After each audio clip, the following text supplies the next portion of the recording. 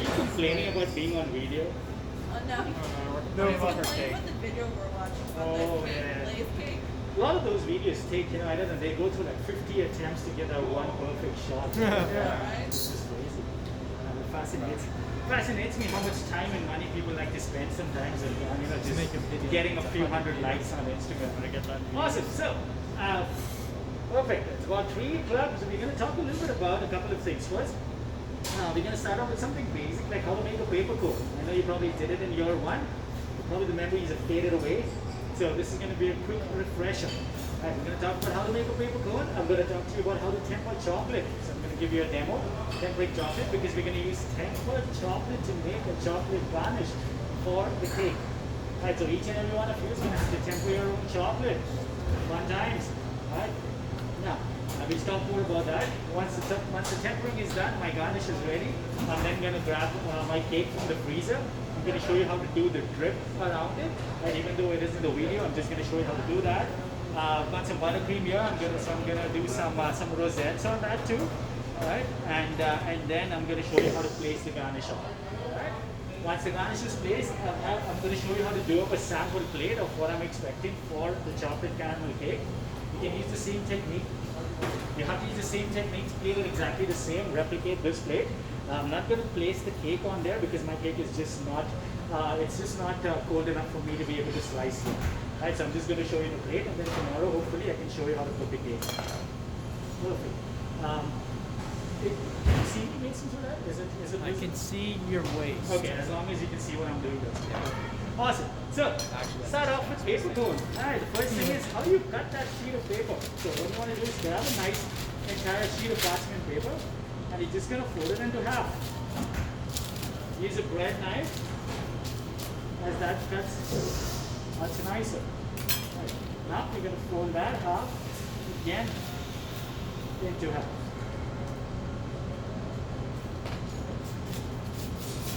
We're just going to save this for the task later. Once you have these, you're just going to hold the top end, the corners, and just fold it right there. Give it a nice squeeze.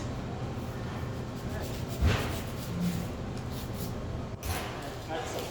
Right, so you don't need scissors if you're doing if you want to cut paper cones. When you're working these, when you start working with paper cones, right, which you're going to need for this activity, make sure you take a few extra. I usually cut and keep a whole bunch with me. You can do the same thing. Just keep a whole bunch on your table. Now, a couple of different ways that you could actually make a paper cone. Right? I have my own way. There is nothing right or wrong about how to make a paper cone. The fact is, you just need to find a way that works for you. Right? The main thing what you're looking for in a paper cone is a nice pointed tip, right, and a top that doesn't open up when you leave your hands. Right? Now, I'll show you an easier way to do that. So, if you folks want to grab one, right, you might have to come a little closer, or find a spot where you put something in front of you. So you need that table. So fine, let's come up, share the table, right? As long as you have a flat surface. Anyone's left-handed over here? No?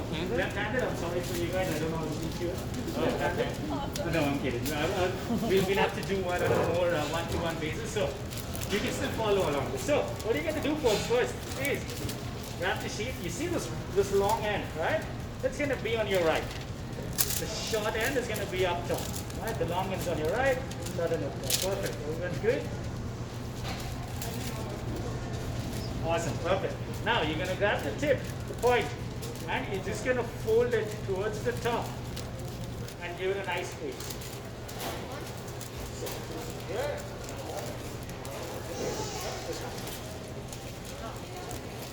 Good. Use the table. Come closer, use the table. Good. Yes. That's good. You have your own way. Okay. Yeah. Awesome.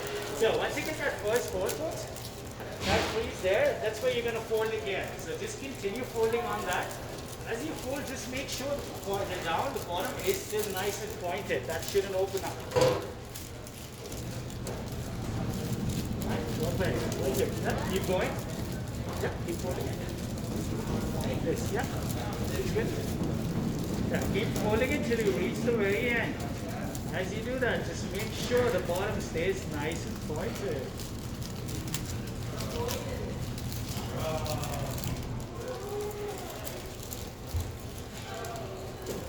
Perfect. Look at that. At the end, you're going to be left with what's called a tail, right, which is hanging. So, good. So this one's just open up a little bit here. So just make sure the crease is this one nice and tight. Just keep following that pattern. Holding it. Alright, awesome. Look at that. Some of you have even gone ahead and actually put the tail in. So yeah. As I was saying, you're going to have the tail, right? Just make sure you fold that tail inside and give it a nice squeeze on the top. Very nice. Very good.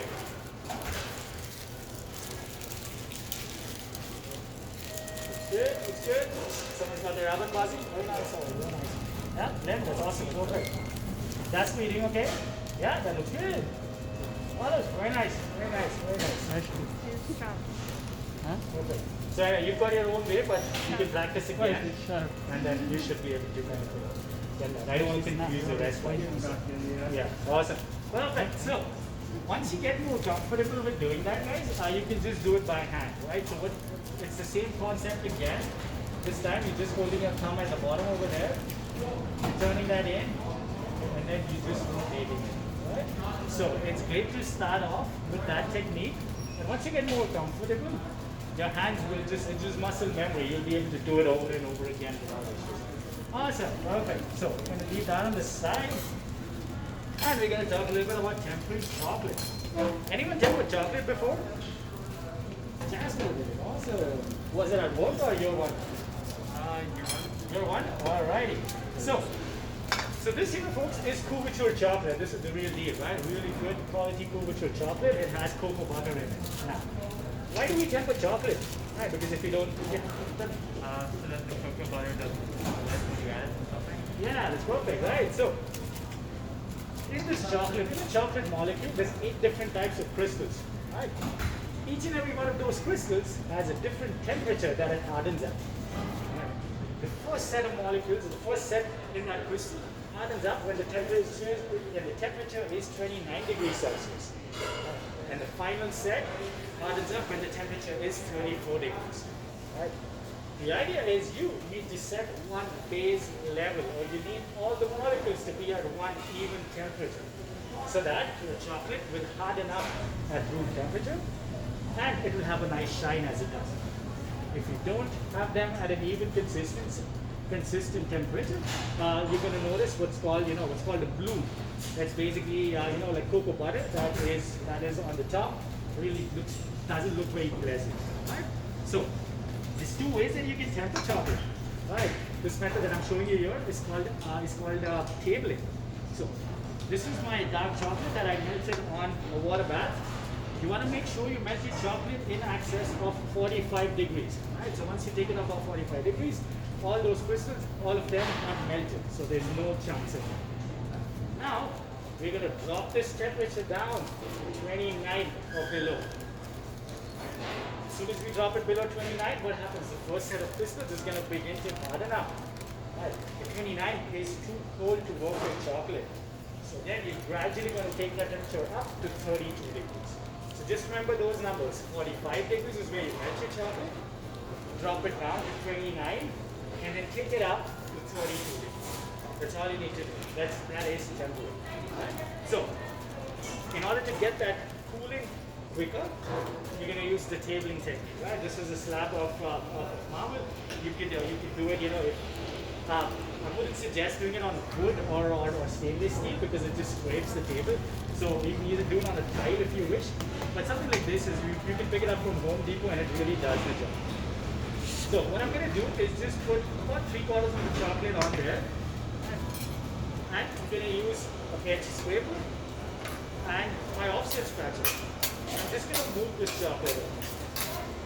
So, as I said, this was at 45 degrees. We're going to drop it down to 29 degrees.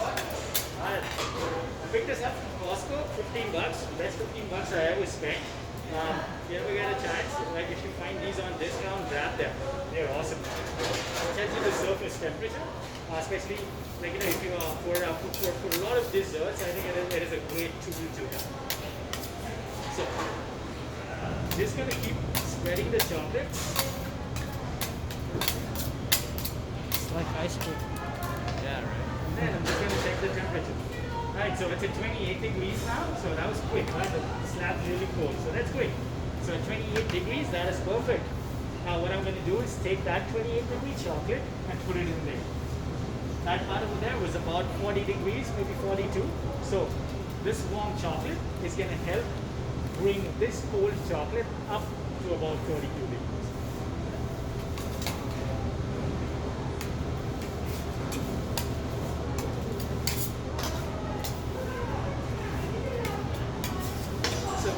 So, tempering might seem like it is such a difficult task, but if you have the right tools, you have the right equipment, it is something you can achieve extremely quick.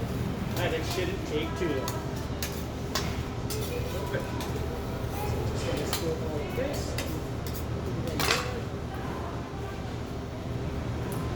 Just gonna give this a quick mix. And then I'm going to check the temperature on it. Right? So that one's at about 29 degrees. So it's not really high up to 32.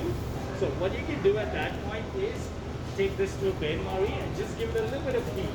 So you can take it back up to 32. Don't leave it on there for too long, because if you do, the temperature is gonna go above 32 and then you've lost that. You would then have to go back and cool your chocolate down again, and it's a cycle that you're gonna go again. What I'm going to do is just heat up my chocolate on the side,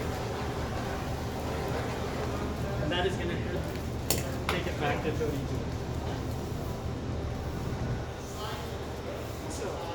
So this technique that we've just seen, guys, is known as tabling. The other technique is called seeding. So in seeding, you again melt your chocolate to 45 degrees, and then you take chocolate coins or the unmelted chocolate, and you put that in. Then you constantly keep stirring. So you're just bringing the temperature down. Right? Seeding is great because it's not too messy, but it is extremely time consuming. Right?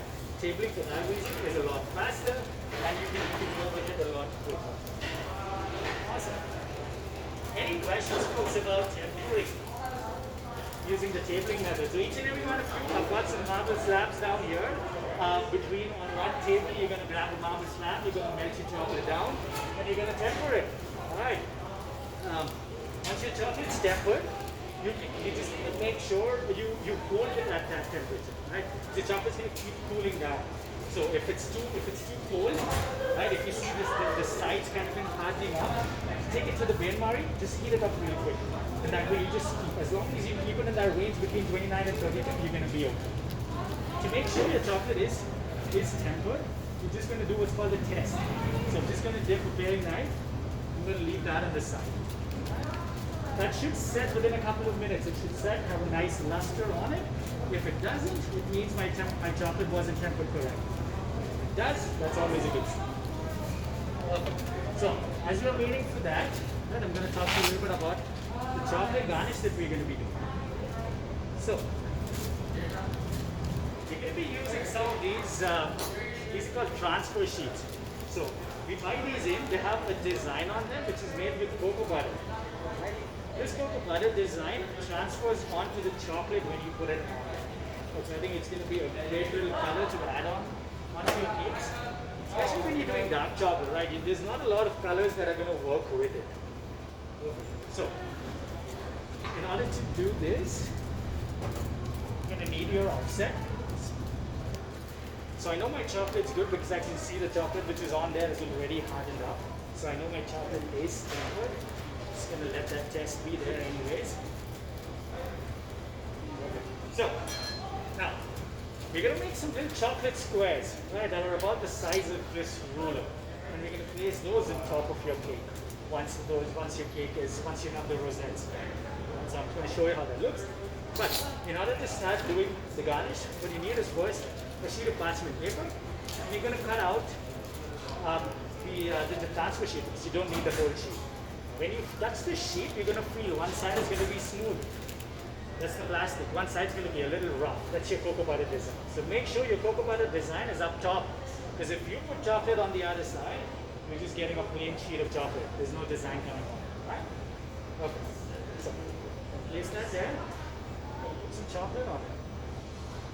So about two spoons of chocolate should do the trick. If you have a little extra, don't worry about it. Then when you're offset, you're just gonna spread that chocolate around.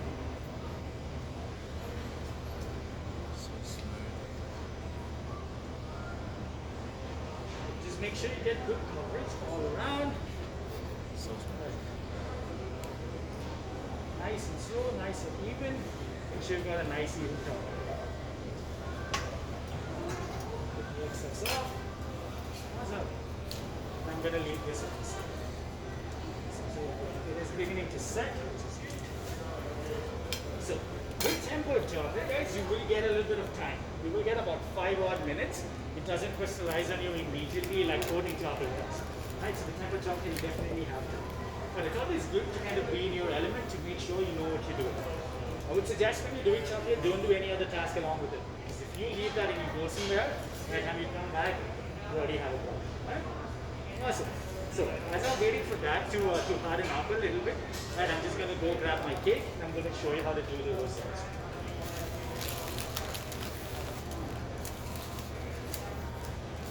Crazy.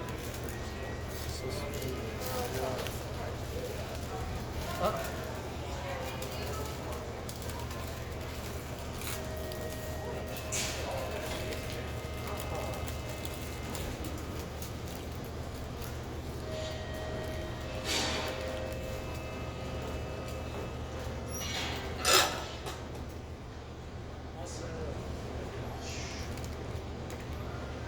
So on D2L, you're going to find a recipe for chocolate sauce. You do the drip. Right? So it's fairly simple, just a combination of cream and chocolate. Now, make sure you've got the right consistency. The sauce needs to be flowing. It should have a nice flowing consistency. Make sure your cake is frozen. Frozen, real nice hard.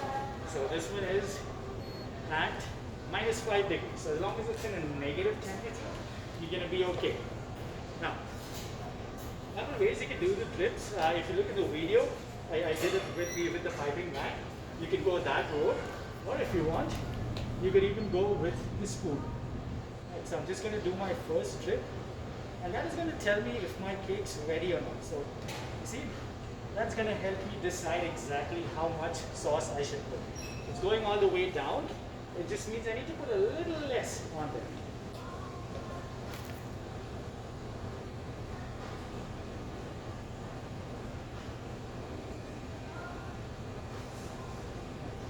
So if you look online, there's a whole bunch of people doing it in a completely different way, right? Some people would even put a good amount on the top, and then you would just see them spread it out. The challenge with this is you're gonna have to be really quick, and once you go with it, there's no ways you can fix it. So those are some of the issues that you would find.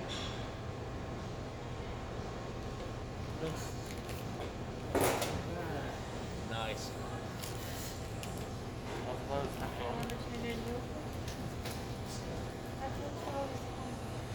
Everyone's okay? Your phone's okay?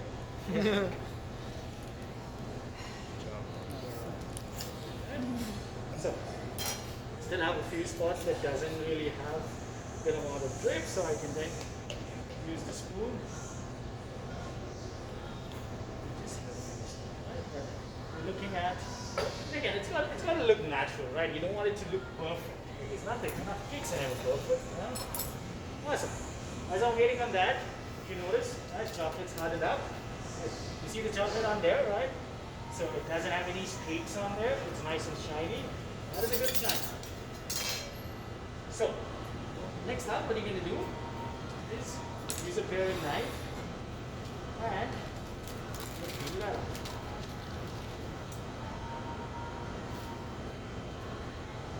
Yeah?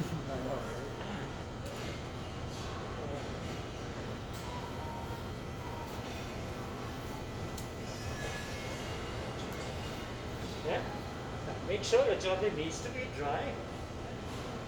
And you're gonna cut.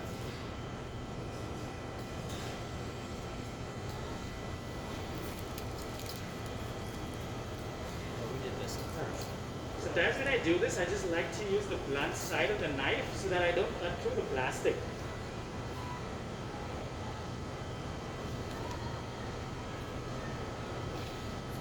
Turn it around. And cut out some squares.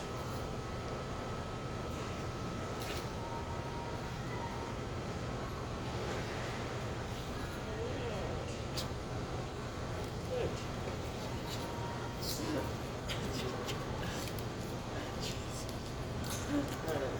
Sometimes if you're quick enough, alright, you can even roll that.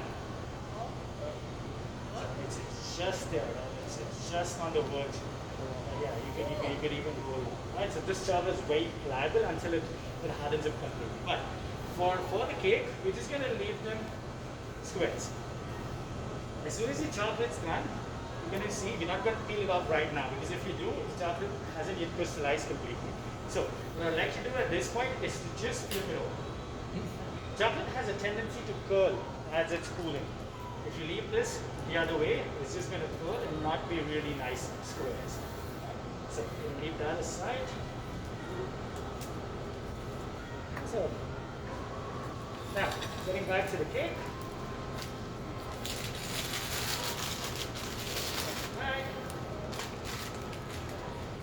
If you don't have a star tip, I'll be happy to lend you mine as long as you give it back to me. Can I tell you how many star tips I've lost?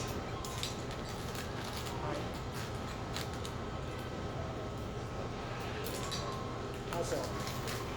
So, how many packets are you ready? You're gonna get some buttercream. Now, if your buttercream's been sitting out or it's been sitting in the fridge, right? If your buttercream's got this kind of a consistency, you see it doesn't have a real shine on there. That's not a good sign. That just tells me that the butter is too cold. Right? So, you could either just blow torch it, you could just heat it up a little bit, or take it on a bain-marie to just kind of melt it that little bit where it begins to get shiny again. Because when you think of a rosette, when you want to pipe the buttercream, it needs to be nice and smooth. You don't want it to be a pain in trying and breaking off when you try. So you see how the texture has changed so much. You can see how it's got really nice and shiny. That is the texture that we are looking for. So.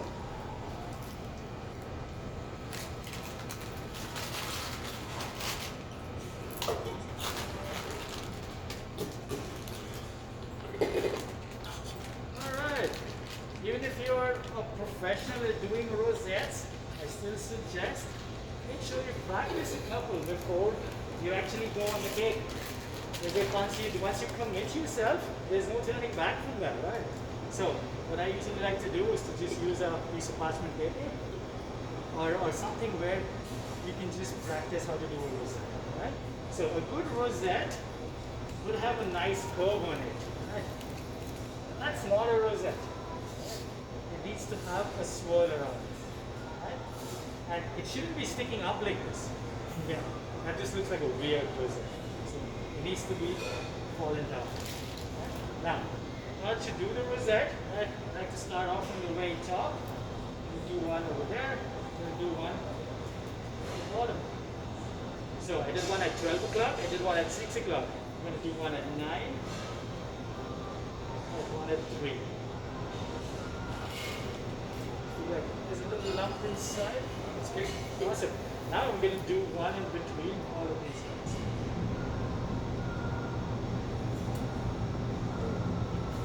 So had a weird rosette there. So just an air pocket, right? And that just kind of bubbled up. But if you think you're kind of messed up and you're not really happy with your rosette, if you try and take it off right away, you can do that. The other thing you can do is freeze it. Right? Once you freeze it, you should be able to to get a much better rosette out of that. Right? It's easy to peel off. Awesome. And you can take the garnish off. Right, so I've got my squares here. And let's see how should we do this.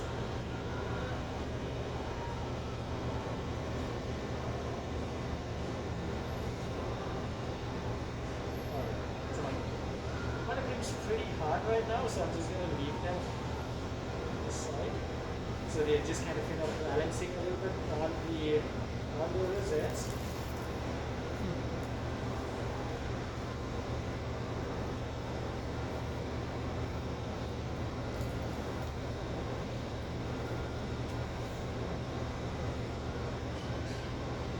Alright. So yeah, so then it kind of that really gives it that really nice. It gives it the elevation. It gives it nice height. Right. And then, if you want to, if you wish to clean this up, you can go ahead and do that by just using a knife. Scrape that off. Where do you make cake? Just make sure the cake board is always clean. One of the things that really turns people off is a messy cake board, because it just shows you've really not cared much about that cake. If the cake board just looks really awful, right? So that's something you want to be. What happened? Is that something you did, Glenn? Yes. Okay. Now you know, right? Perfect. Then, when you're ready to plate, right, we're just going to cut out one slice with the rosette in the center, and we're going to be plating that. Any questions, folks? No? What time is it? Eight? See, seven. You good? Seven. Okay, so got time for my last segment. Perfect. So, how to plate this dessert, right? So the plate that we're going to be going for is something like this, right? A couple of different components. So I've got some mango puri up front, mango puree mixed with some mirror glaze, right? About a little bit from off the center towards the bottom is where we're going to place a little bit of mango puree. Just going to use one of these cups and just squish it.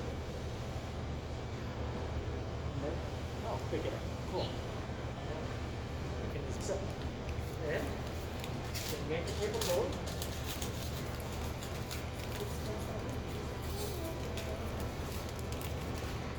So, I'm going to grab some chocolate.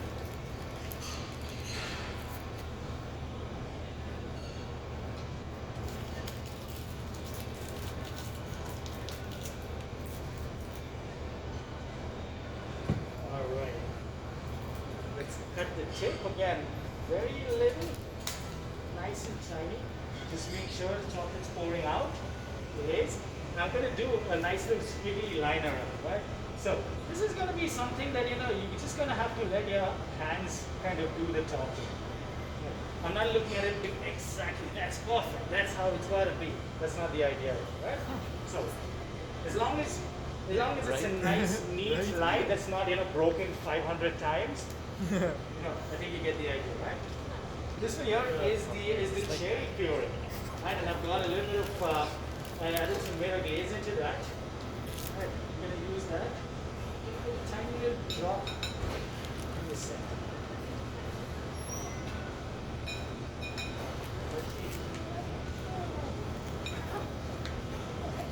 Then it's time, right? Oh my god. Perfect. Right. I thought I had a toothpick there, but I don't. And I'm going to show you just with my knife. So then I'm just going to go ahead and use a pair of knife and just spread that sauce around. Nice and slow, nice and gentle.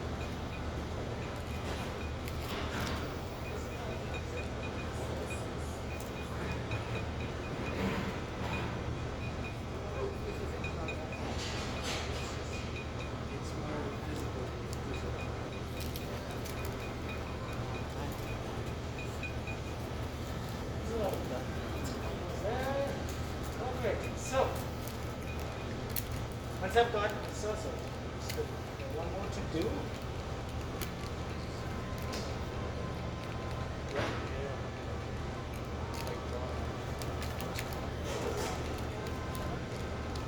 Alright, there we go. So, all my sauce is done.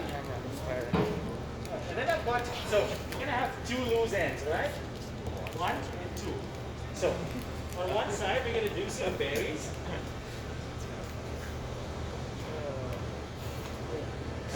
Try them out. I want to get myself.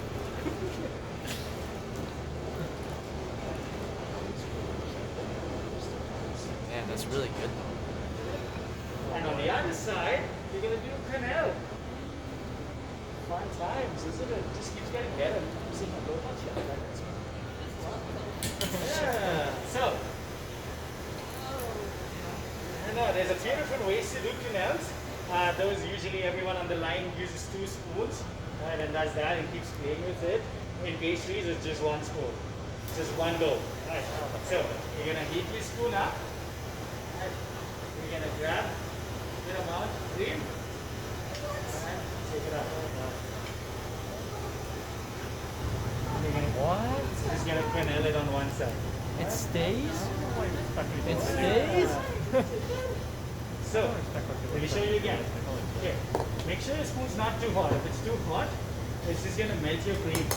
Right. So, you're gonna start off from one side and you're gonna dig in. Take a good amount of cream on there and it will fold. As you reach the end, you're just gonna begin to raise the spoon and begin to lessen what you have on there. So reduce the amount of cream that you've got and then just move it around. So, if How does it your stay? spoon That's is my nice and warm, you're gonna get a really nice finish on it. So once your cake is ready, you're just gonna cut a piece out of that and just place it right here in this center. Right? So that's gonna be our chocolate caramel cake. Easy peasy, right? No. Easy peasy. We can do this. Awesome. All right. With that being said, so we still have about 30 minutes, right? So finish up whatever you were doing. If you're finished, you can start cleaning up and just putting stuff away. And so about 3:45, we try and wind up and start wrapping stuff and putting it. If you have stuff baking in the oven, just let it go. Questions? Recorded.